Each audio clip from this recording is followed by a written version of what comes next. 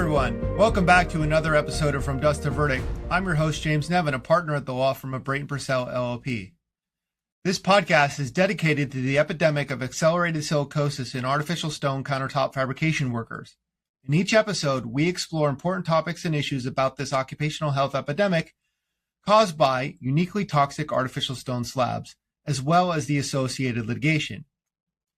In episode 9, we broke down the petition filed by the Western Occupational and Environmental Medicine Association, or WOEMA, a coalition of more than 600 occupational medicine physicians across 7 Western states.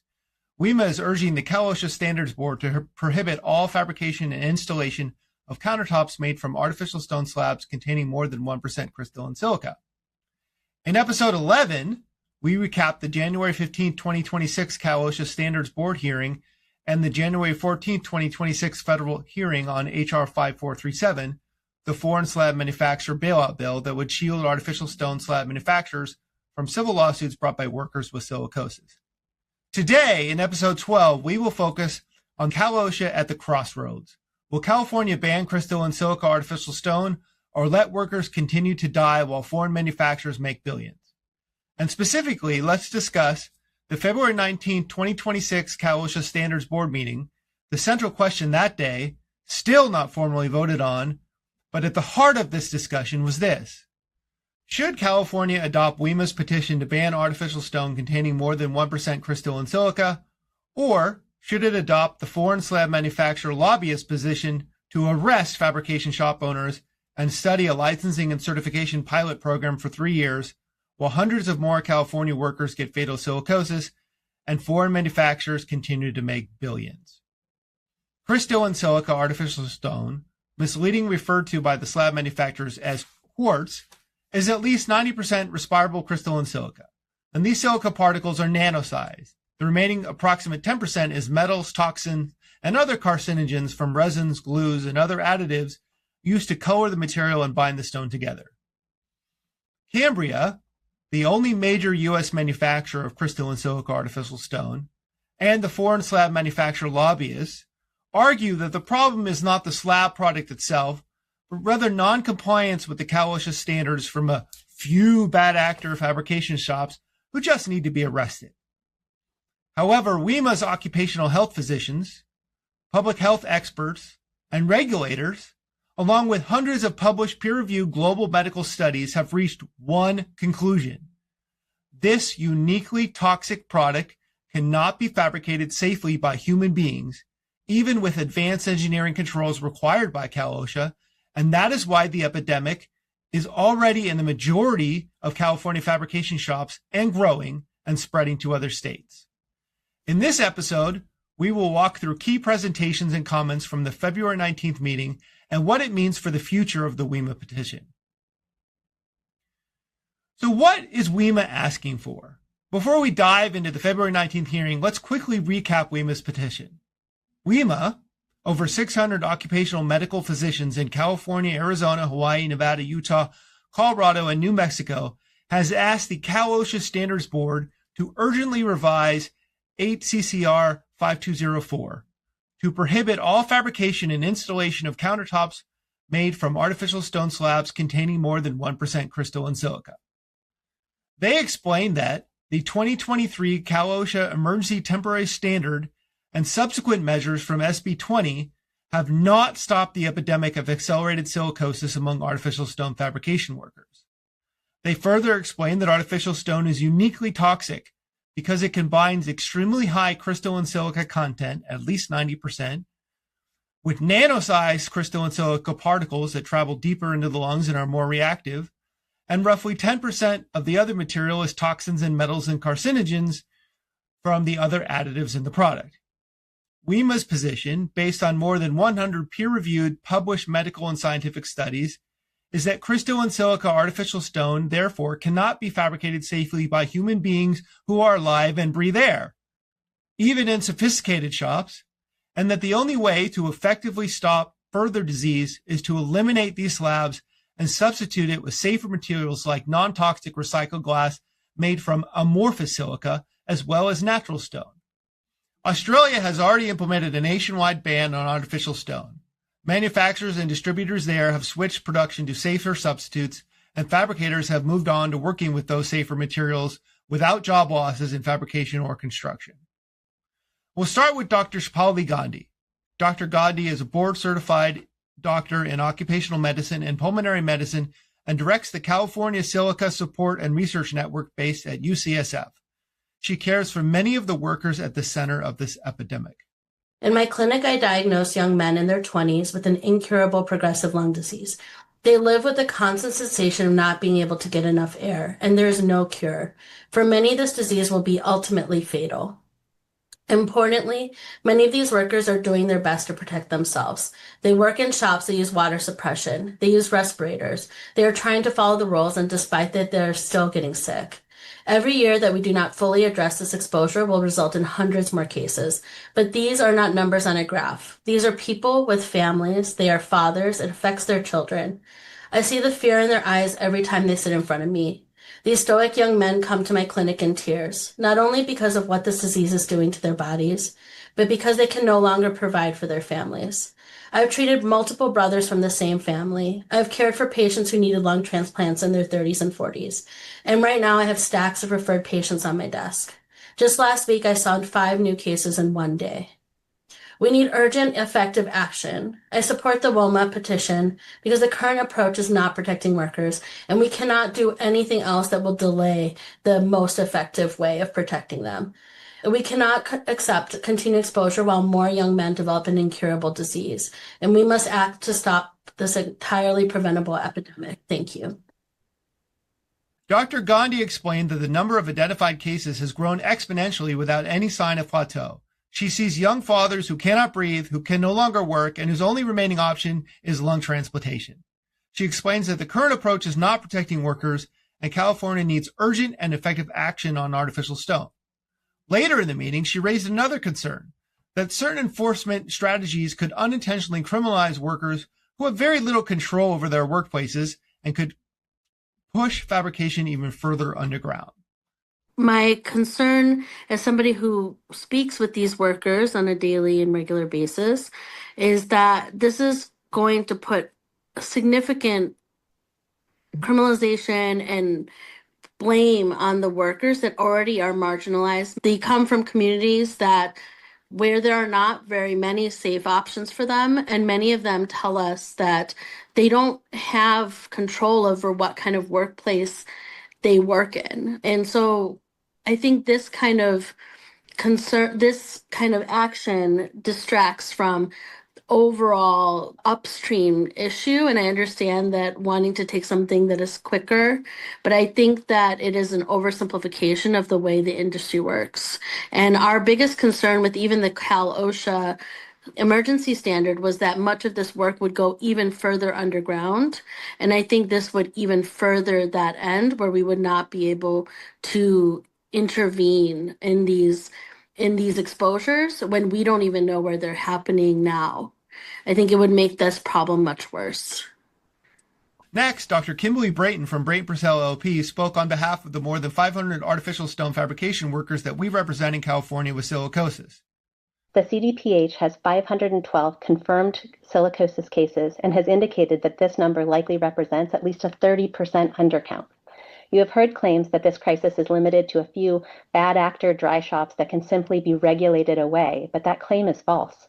CDPH now publishes a dashboard which demonstrates the broad prevalence of silicosis across hundreds of shops. These same shops had no silicosis before the influx of artificial stone into the market.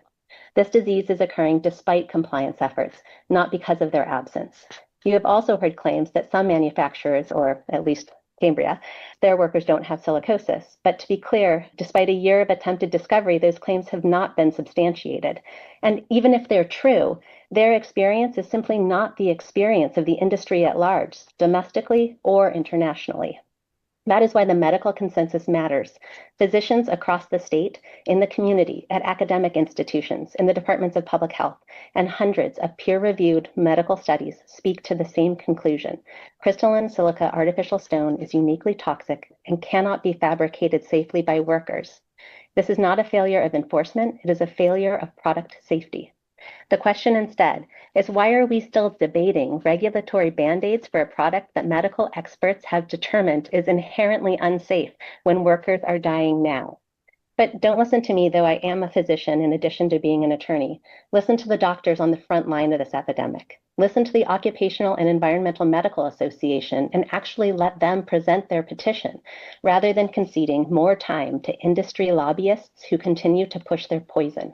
Lives, not profits, must be the priority. In a later follow-up, Dr. Brayton also pointed out that while dry cutting is extremely hazardous and must be addressed, dry cutting is not the main driver of disease among the many workers that we see. We know from our work with our clients that the dry cutting is really the exception rather than the rule. And these people, our workers are using wet methods, and yet they still are exposed and they're still getting silicosis. So it won't address the overall problem. Only truly a ban will address the problem itself. Dr. Robert Blink, an occupational environmental medicine physician, spoke on behalf of the 600 plus occupational health doctors from WOEMA. He explained why, after initially working on enhanced regulations, WOEMA concluded that a ban was necessary. The problem is that the calculations we've done shows that you would need a reduction in exposures some 1,000 to 3,000 fold, which simply can't be done even with wet methods and with a respirator, anything short of like a spacesuit. So we have some other things that have been cast that are, I think, sort of a deflection of the problem, which is that engineered stone is inherently extremely toxic.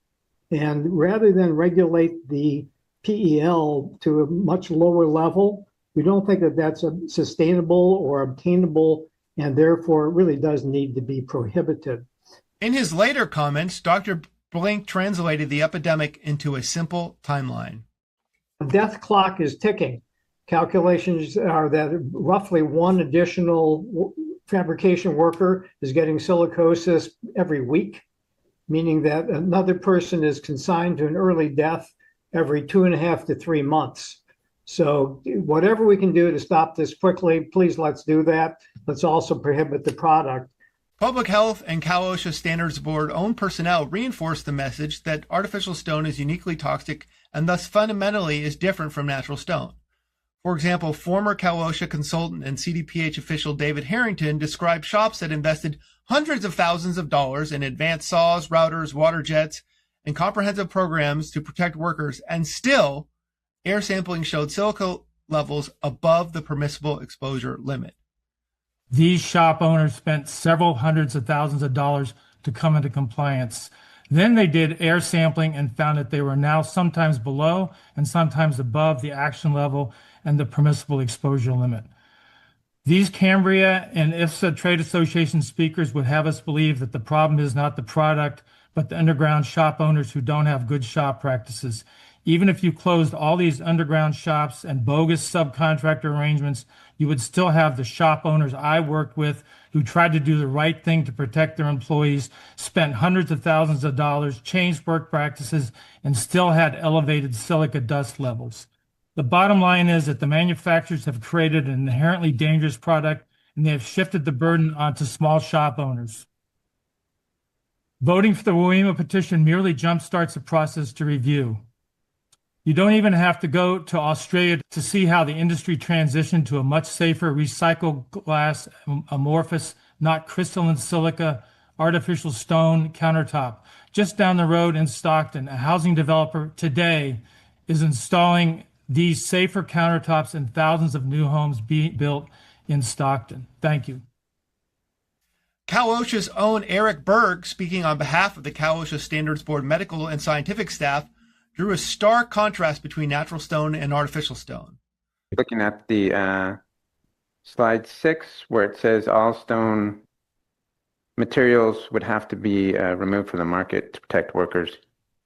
I find this misleading and ignores the major differences in toxicity between artificial stone and natural stone, which are described in a large number of recent scientific papers, in particular the nano particulate exposures and the effects of chemical additives on the toxicity of respirable silica.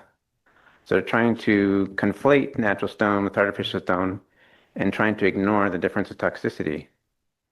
And as others have mentioned, Granite and other natural stones have been used for decades in California, and we had maybe 1 or 2 cases of silicosis a year. These fab shops, I assume, had similar conditions with what they have now, but silicosis cases were not being found then. And now, going forward to when artificial stone is now the major and dominant product on the market, we're getting nearly 1 silicosis case a day. That's an increase of about 365 times. Massive, massive increase. And the reason for that is because artificial stone is much more toxic and dangerous than natural stone, even at the same silica concentrations. Together, these testimonies explained by WOEMA, everyone in the medical and public health community, and the CalOSHA Standards Board's own medical experts are telling us that artificial stone slabs containing more than 1% crystalline silica are so uniquely toxic that they simply cannot be fabricated safely by human beings and must be banned in order to end the epidemic of accelerated silicosis in young artificial stone countertop fabricators. Now, the board also heard a very different, fanciful story from the foreign slab manufacturer representatives in Cambria. Cambria's general counsel, Rebecca Schultz, and in-house industrial hygienist Marshall Ingstrom described their fabrication operations and argued that the crisis is driven by non-compliant shops, not by the artificial stone slab product itself. I should also note that once again, Cambria was given the floor to present their opposition, while WOEMA has yet to be given an opportunity to present their own petition to the board, nor have the people and organizations truly representing the best interests of the thousands of artificial stone countertop fabrication workers. And much like we saw during the January Standards Board meeting, Cambria's statements were untethered to the truth. For those observing or are new to the kind of work we do in my profession, industrial hygiene is the science of protecting the health and safety of people in the workplace by identifying, evaluating, and controlling work and hazards. There is no scientific mystery about why the California fab shop workers are getting silicosis. They are dangerously overexposed to a well-known workplace hazard. The many recently published articles do a great job of explaining that people will get really sick if they work in this industry without the proper safety precautions. The articles do not establish that people will get sick when this work is done in compliance with OSHA regulations and requirements. Cambria asserts that aggressive criminal enforcement of a few bad actor fabrication shops, certification or licensing programs for shops, and collaboration between the foreign slab manufacturers and CalOSHA and district attorneys will stop the epidemic. Cambria utterly ignores the science that its artificial stone is uniquely toxic and ignores the data that the silicosis epidemic is already in a majority of fabrication shops, including the sophisticated shops in compliance with CalOSHA, not a few criminal bad actors. Cambria continues to maintain that none of the workers in their in-house fabrication shops have silicosis, yet they have no proof of that actually being the case. No high-resolution CT scans, no testimony from doctors who've examined these workers, nothing. No details about how many of their fabrication workers are human beings who breathe rather than robots. The truth is, Cambria does not know whether or not its very few human being hands-on fabrication shop workers have silicosis because it has never tested or tracked them. Some speakers from the fabrication industry echo the themes that Cambria put forward. Nate Kolinsky from Blocktops described his shop as compliant and argued that compliant shops are not creating silicosis in their workers. I'm Nate Kolinsky, CEO of Blocktops, a compliant California fabricator. I've worked with all of you for years on the silicosis issue and safe practices for our industry. And concerning the proposed ban on engineered stone containing silica products, please consider the following. And Joe, I did write this down because I have a tendency to go really long, so thanks. Shops that do not follow the OSHA standards and have air quality above the Pell can create silicosis in their workers 100% of the time, and this is unacceptable. Compliant shops are not creating silicosis in their workers regardless of the product cut. For years, I've asked for an example of a worker getting silicosis that only worked in a compliant shop with air quality below the Pell, and no one has ever been produced. Non-compliant shops are exploiting their workers by misclassifying them as independent contractors to try to avoid all the protections required by law. This gives them an unfair competitive advantage by removing the expensive protections of workers' comp insurance, business licensing, safety equipment, and other mandatory employee benefits. This exploitation of migrant workers seems to border on human trafficking. There should be many other avenues available to enforce these practices outside of a product ban. In the past, CalOSHA has done a joint task force with CSLB and other agencies to combat these practices. A California engineered quartz ban will not work, in my opinion, because it can give a false sense of security when handling other products that can create dust when improperly handled. The same exploited workers will continue to use unsafe practices, but feel safe doing other products that have hazardous dust. The shops that aren't following safe practices or even California business laws can just bring a cheap version of the product in across the borders of California. How can California inspect slab composition, and who will do this? ISFA's licensing program puts the responsibility for enforcement back on the seller of the material, as it was for many years in California. All suppliers certified their customers prior to selling the material in the past. The lack of certification has allowed for all these pop-up shops to exist and their workers to be exploited. Strict licensing will return the industry to legitimate and compliant shops with plenty of opportunity for workers to earn a great living. Safe manufacturing jobs like this are the future opportunities for California workers. And thank you. While Blacktop claims to be compliant, the data it submitted to Yale for a study proves otherwise. Moreover, Blacktop's workers do in fact have silicosis. We represent them, proving the point that compliance is not the answer. Even 100% compliance with CalOSHA regulations by every fabrication shop in California would not stop the epidemic of accelerated silicosis in workers.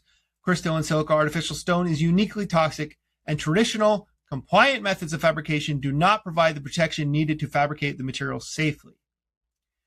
Safety professional Michael Peelish warned against using bans as the primary solution for hazardous industries and emphasized the traditional hierarchy of controls, engineering controls, administrative controls, and respiratory protection.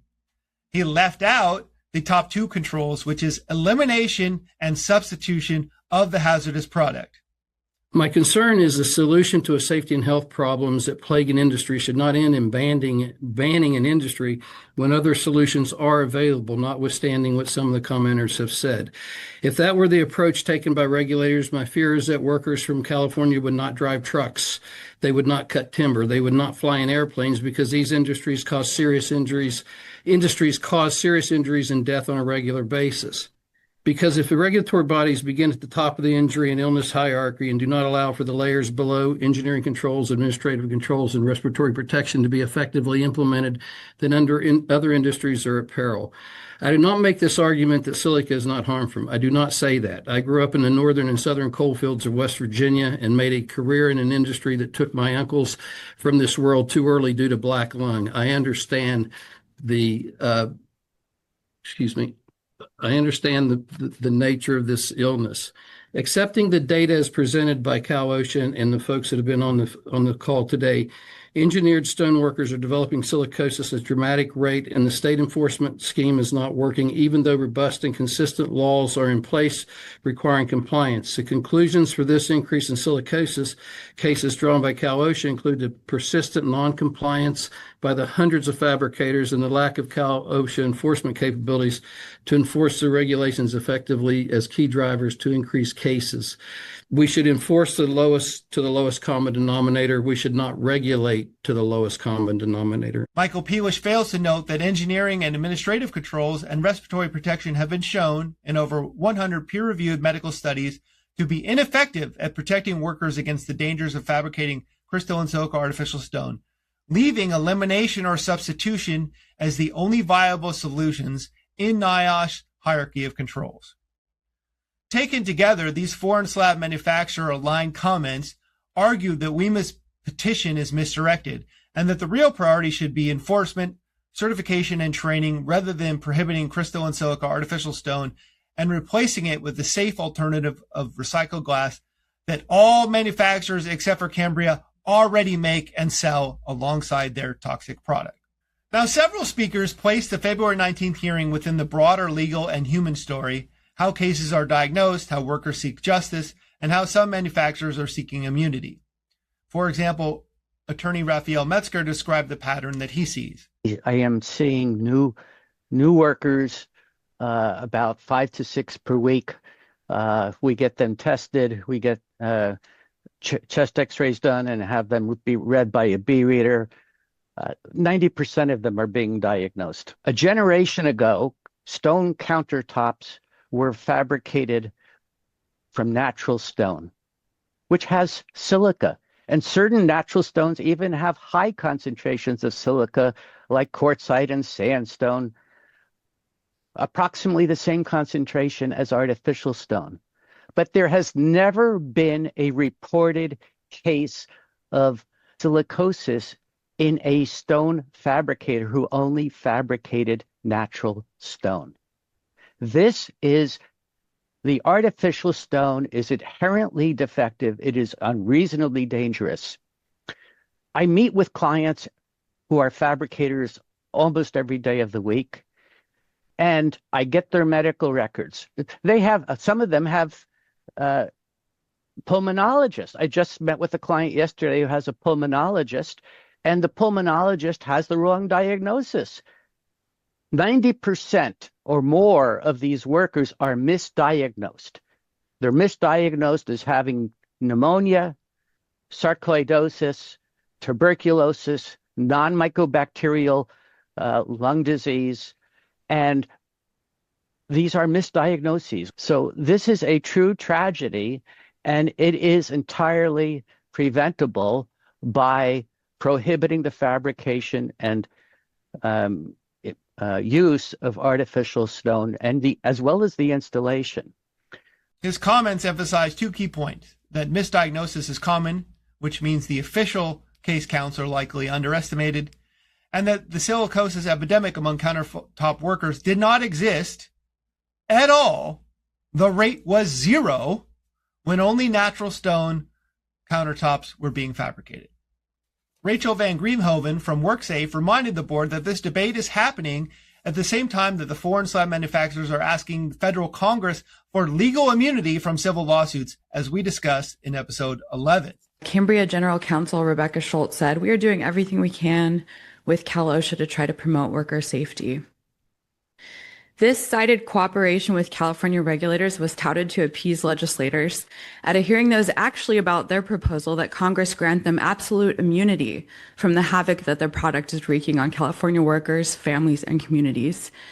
Due to the use of this product, hundreds of California workers are getting sick and dying, a painful and frightening death which takes young people in their prime and leaves young children without a parent and homes without a provider. The company's response is to pursue legal immunity from the devastated families of these employees. There is no moral ambiguity here. She pointed again to Australia's prohibition on artificial stone and the existence of safer alternatives, arguing that adopting WOEMA's petition would be the most direct way to protect workers in California. I just want to say Rebecca's stated dedication to preventing worker deaths is inspiring. I'd find it a lot more convincing if Cambria wasn't meanwhile pursuing legal immunity from the harm their products bring. We appreciate your recognition of the seriousness and urgency of this matter. Many of you on the board have heard directly from workers suffering from silicosis. Dozens have died, hundreds more are sick, hundreds more may die in the next 5 years if nothing is done to stem the use of this dangerous product. Over 90% of sites visited by CalOSHA are not in compliance with your rules to protect workers.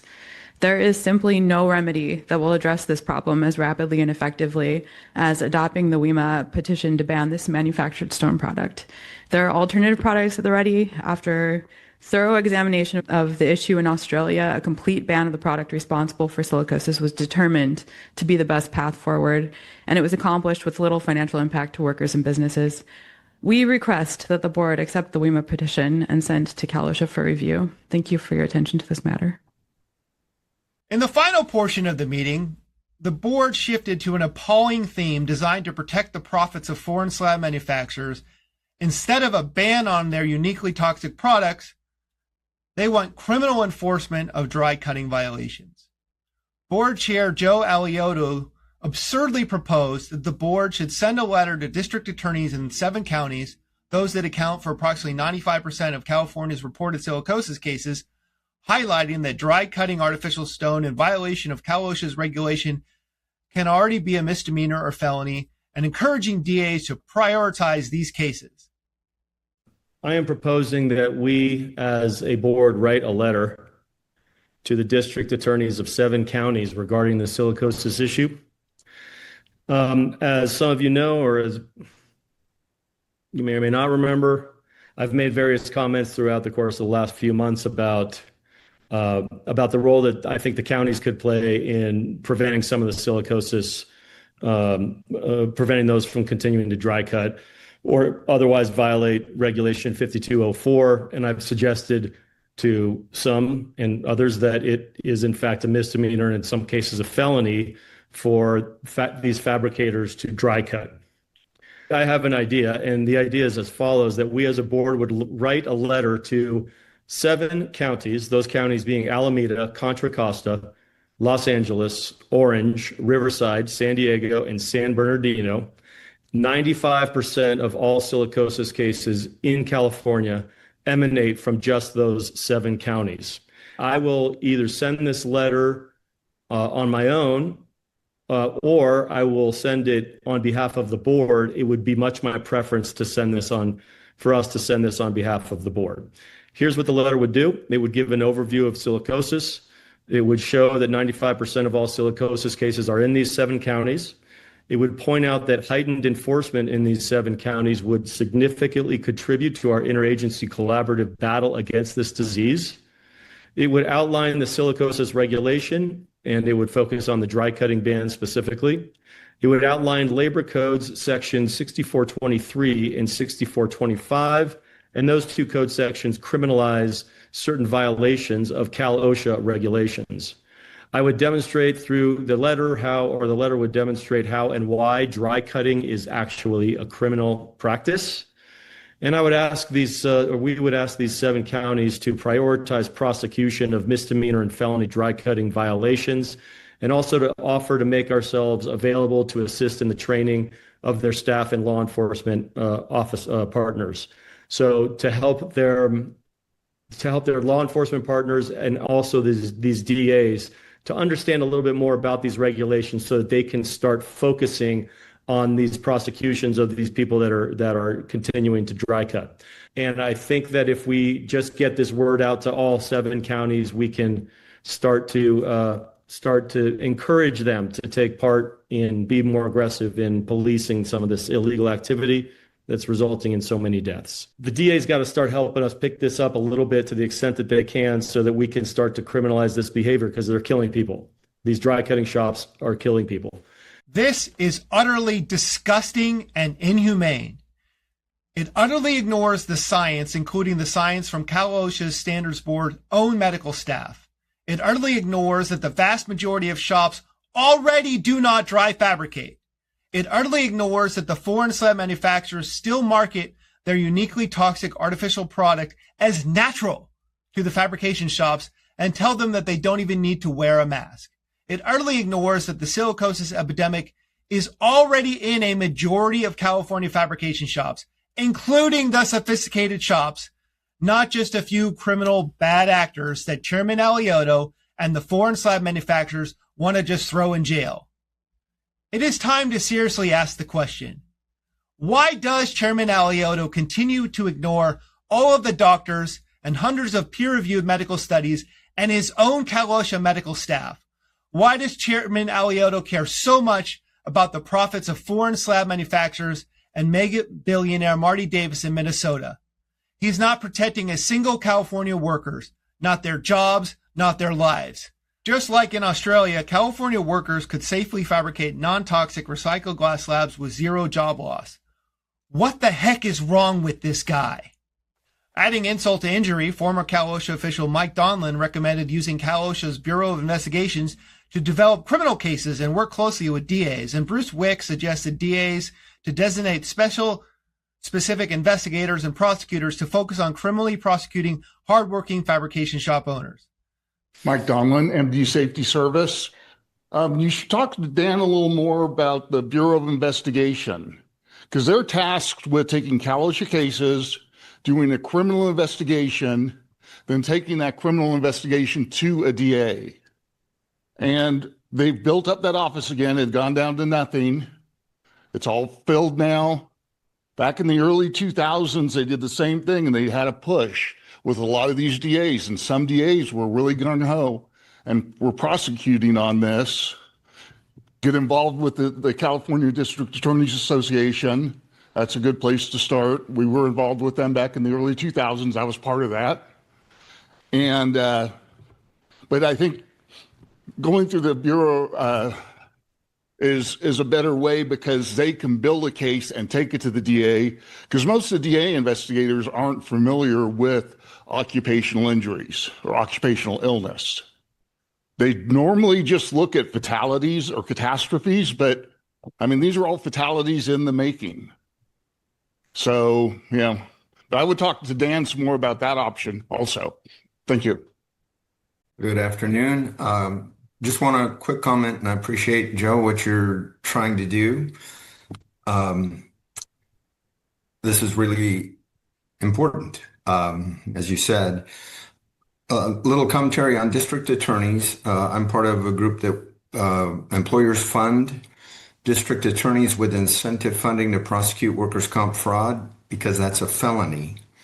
So each of the counties you mentioned actually get millions of dollars a year to prosecute workers' comp fraud, and they designate a separate unit with investigators and enforcers or prosecutors, two separate people within the DA. And they learn workers' comp. They're dedicated to it. I would suggest that you be maybe clearer what you're asking them to do, because it might be something like you're asking each district attorney for pick a period, 3 years. I would suggest a joint letter with CalOSHA enforcement, because we don't want to say CalOSHA is ever unable to enforce this, but there's a crisis in doing so. And maybe for a 3-year period, we ask them, each DA, to designate an investigator and a prosecutor to meet with CalOSHA, learn what this industry is, where an investigator can go in, put their package together, hand it to the prosecutor, and move fast. That's what they do in workers' comp, and it's extremely effective. So I just think a letter's helpful, but I think we want to understand that they have a lot of resource challenges, and we want to say why this is important, and we want them to designate people who can make a real difference. And I think they could if they understood there's a temporary time frame for it. Thank you. Cambria's Rebecca Schultz stated that Cambria had already contacted the Los Angeles County DA after a prior meeting, providing information, and would be reaching out to other counties. She said Cambria is willing to share evidence from workplace safety lawsuits to assist with prosecutions. In other words, dare to sue Cambria for giving you fatal disease, and Cambria will ask that you be arrested. I wanted to let everyone know that we at Cambria have reached out to the Los Angeles County District Attorney shortly after last month's meeting. And there have been ongoing conversations, including as recently as last night with them. They have requested additional information from us, which we have provided, as well as a memo outlining the issues in these workplaces. And we want people to publicly be aware that there's a great deal of evidence and information in the underlying workplace safety lawsuits that have been brought by injured workers and the plaintiffs' attorney firms.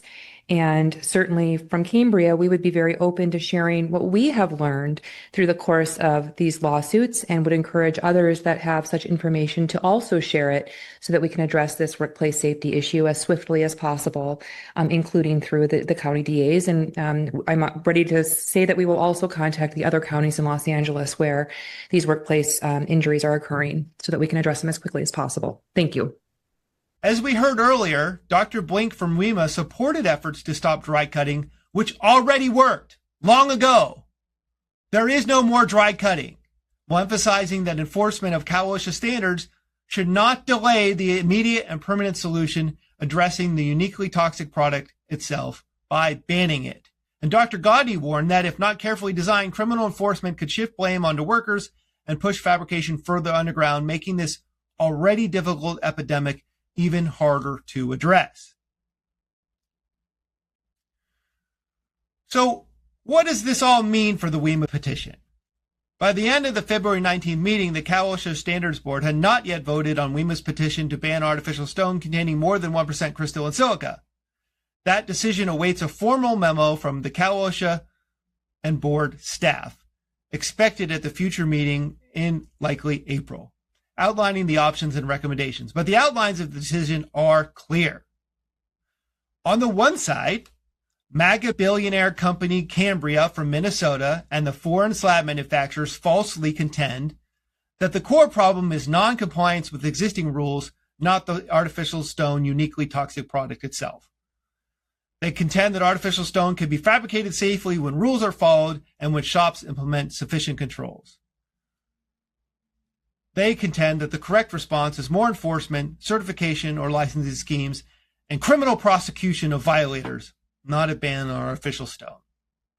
On the other side, occupational doctors and public health professionals, the CalOSHA Standards Board's own scientific and medical staff, the CDPH, UCSF, UCLA, you name it, and workers and their advocates are telling the board that artificial stone is inherently and intrinsically more toxic than natural stone because it's at least 90% crystalline silica, the particles are nano size and more reactive, and they're combined with toxic metals and resins and volatile organic compounds.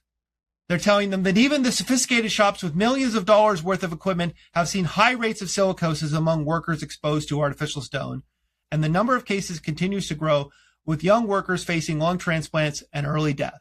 And that safer substitutes already exist. Recycled glass, porcelain, and natural stone, and the real-world experience in Australia shows that fabricators can transition to those materials without losing their livelihoods. So the board is now at a crossroads. Will California follow Australia and adopt a prohibition on artificial stone containing more than 1% crystalline silica, as WOEMA, doctors, the CDPH, and CalOSHA's own medical staff and effective workers have urged? Or will it choose a different path, relying primarily on criminal enforcement of non-existent bad actors and certification and licensing in an effort to make uniquely toxic artificial stone magically safe enough to keep in the market so that the foreign slab manufacturers and Cambria can continue to make billions of dollars while California fabrication workers die? The evidence gathered over the last decade points in one direction. The fabrication of uniquely toxic crystalline silica artificial stone has produced a devastating epidemic that cannot be controlled with traditional workplace controls. Prior, the rate was 0 when it was only natural stone. It cannot be controlled by stronger enforcement of CalOSHA regulations. It cannot be controlled by the most sophisticated safety equipment. It cannot be controlled by the criminalization of so-called bad actors. It can only be controlled by banning crystalline silica artificial stone and substituting the material with safer alternatives that already exist in the market. CalOSHA needs to make the right decision so that the lives of artificial stone countertop fabrication workers do not continue to be put at risk of developing this fatal yet entirely preventable disease. They need to do it soon.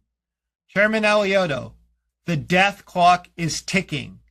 How many more California workers' lives will you take while you help slab manufacturers in Minnesota and foreign countries protect their billions in profits?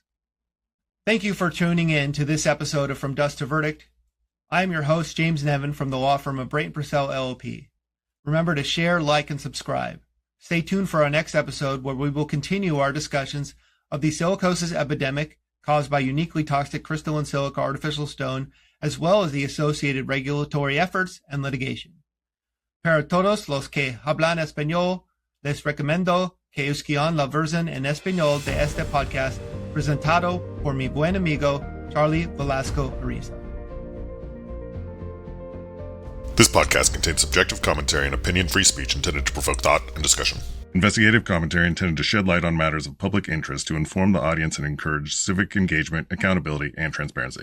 Findings that are a result of diligent research, fact-checking, and analysis of publicly available material, including news reports, public records, interviews, personal research, experiences, published peer-reviewed medical and scientific literature, published governmental health authority regulations and findings, and other accessible sources. Any conclusions drawn reflect the creator's interpretation of that information and are presented in good faith, and are not intended to malign, defame, or harm the reputation of any individual, group, company, or entity, but rather are intended to be allegations acknowledged to be disputed by artificial stone slab manufacturers and suppliers. The speech herein is protected under the First Amendment of the U.S. Constitution.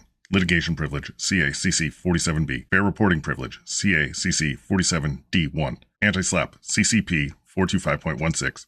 And fair use doctrine, Section 107 of the Copyright Act of 1976.